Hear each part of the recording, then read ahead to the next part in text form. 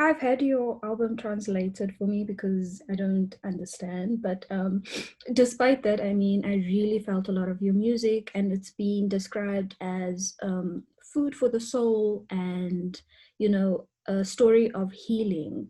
For you, what would you say the message is that you wanted to bring forward with this album?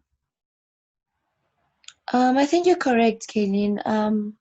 I'm just trying to spread the healing, especially to women, women who are like me, and we know as women we go through a lot every day of our lives. So this is just prayers that are sent to the universe to actually stand up for women, you know, and messages that appeal to other genders as well, messages that bring hope to the hopeless and a voice to the voiceless, really. Messages to the people in power also, to actually stand up for humanity, stand up for human rights. This is also my journey of knowing self within the spiritual realm. So I'm also on a journey of understanding my spirit self outside of the physical self. So these are stories that I always come across when I'm alone. And I know that I'm not the only one who has these questions or these prayers or these affirmations sent to the universe. So this is basically an album um, that is inspired by people's stories and is for people. Mm. And you've mentioned that it's really like a message of healing. When we talk about healing, what does that look like for you?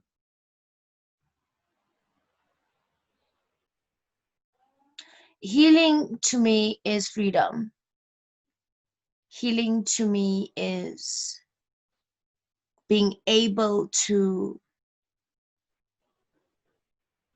be heard, being able to be seen, being able to be appreciated for who and what you are, being able to express yourself and what comes with you, you know. Healing is a sense of contentment within every space that you find yourself in. Mm. Healing is a sense of freedom within self. Healing is a sense of spiritual freedom. um, Healing is a sense of comfort, whereas you know that you have these pains, but there is some sort of comfort that you get. So healing is a lot of things. It depends on how broken a person is. Mm. Yeah. And like speaking of, sense of self, and all of those things, I've also read that, you're inspired by Credo Mutwa and so forth. He's a heritage thinker and he was also a healer. For you, how important is it in terms of representation? I'm looking at the album cover as well. Representation of this spirituality. How important is um, sentimentality? How Mm. important is that to you, and how you would like to be remembered? um Being myself is really important to me because that's the only person I know that I am. Mm, um and it's important to stay true to self because it brings a sense of freedom, really, within self, um I want people to remember me by being myself and not being apologetic about it. I want people to remember me as someone who was continuously trying to understand herself as she went along.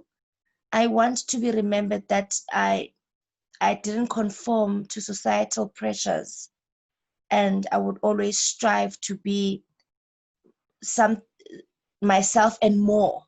You know, I always want to represent the ones that came before me, so that I'm also represented in the near future when I'm no longer on this realm. So people like Mkulu Credo Mutwa have have started that journey and have intrigued us the people that are in the same realm, you know, to wanting to find out more about ourselves. So this is just me taking the baton from him and trying to pass it forward, to say, Guti, being true to self is also cool. You know, it's one of the coolest things ever. You know, and wanting to know about your heritage and history is something that can make us heal from the pains and heal from the scars that were put on us as a Black nation. And knowing ourselves will aid us and equip us, to getting what was forcefully taken from us and what was forcefully shoved down our throats, you know. So it's important to stand, um, to stand firm onto self, so that we are able to be the people that the universe was designed to us. You know, we were designed to be great people as Black people. So, you know, everything started in Africa, and I believe everything should end in Africa if there's an ending, you know. And in order for that to happen, we need to reclaim what is ours, and by sticking to our values and heritage is one of the things that can make us win. Okay. And then can you take us through the process of putting this album together? I know it wasn't just something that you did in a couple of weeks or a couple of months. Can you take us through the process of putting it together? Started conceptualizing on this album 4 years ago, during my initiation, or during my self-awakening period, where I went to go train to be a sangoma, you know. There are so many things that I learned about myself um, during that process, and I I also learned that I need to expand on my healing, you know, because as you might know, that I am part of the soil, but there's also um, messages that are meant to be sent by just myself. You know, I feel like it's part of my healing journey, you know.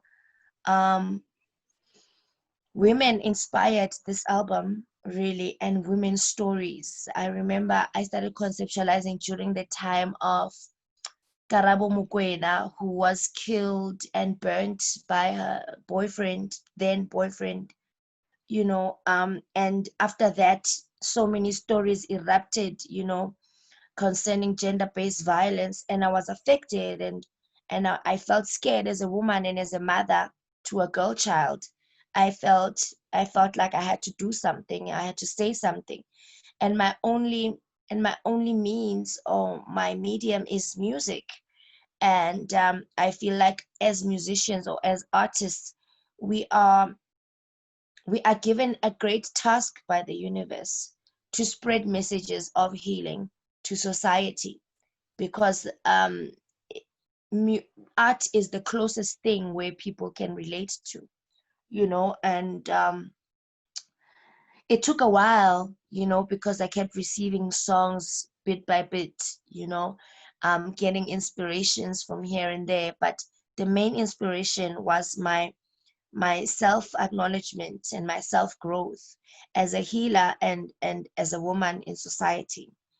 So, as you know, gender based violence hasn't ended even now, you know, and we continue to tell these stories, and we continue to express our grief as women, and we continue to appeal to the government. We continue to cry to the Lord as well, you know. So the process is just an ongoing uh, self-cleansing, if you may call it that, because I heal through music.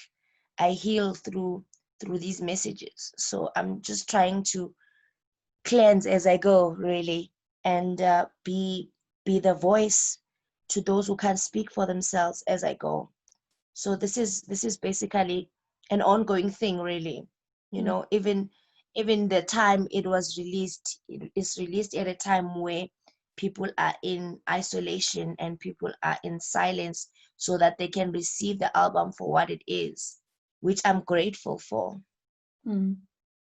And then there's also your rendition of Brenda Fassie's "Too Late for Mama," which is most like it's probably the most spoken about song on the album. I Yeah, think a lot yeah. of people enjoy it, and also you've done justice to the song. Um, Thank you so much.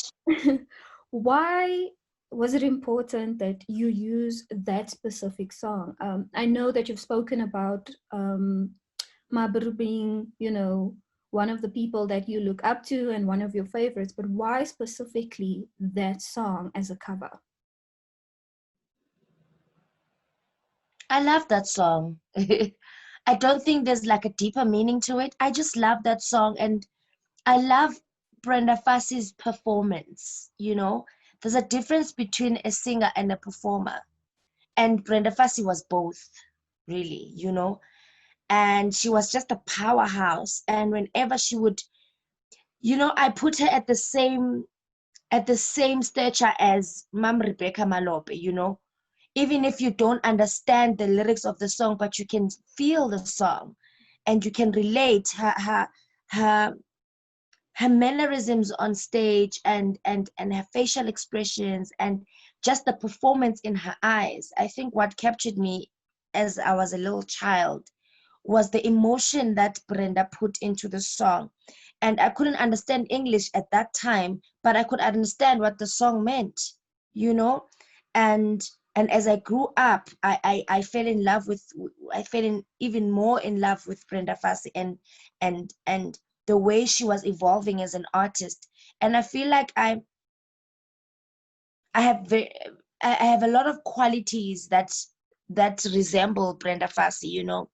Um, the fearlessness and the boldness and the proud and loud personality. And even the shy parts, because there were some parts where Brenda was actually shy, you know but because she was Brenda Fassie, people didn't put that past her personality, that this is Brenda and she could be a shy person, or you can't talk to her like that or whatever.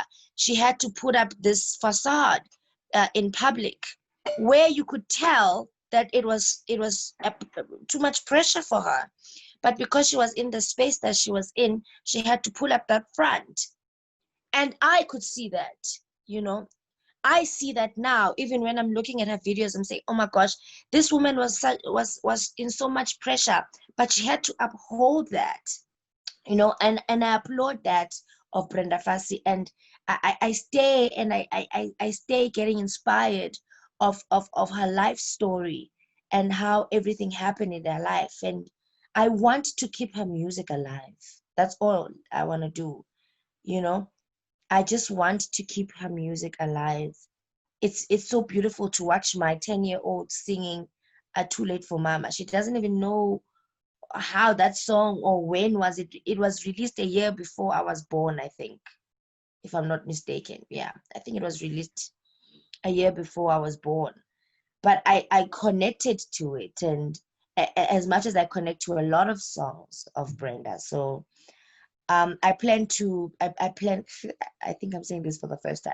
I plan to cover at least one Brenda song for each album I'm gonna release. So yeah. Well, thank you for that heads up. um, my last question.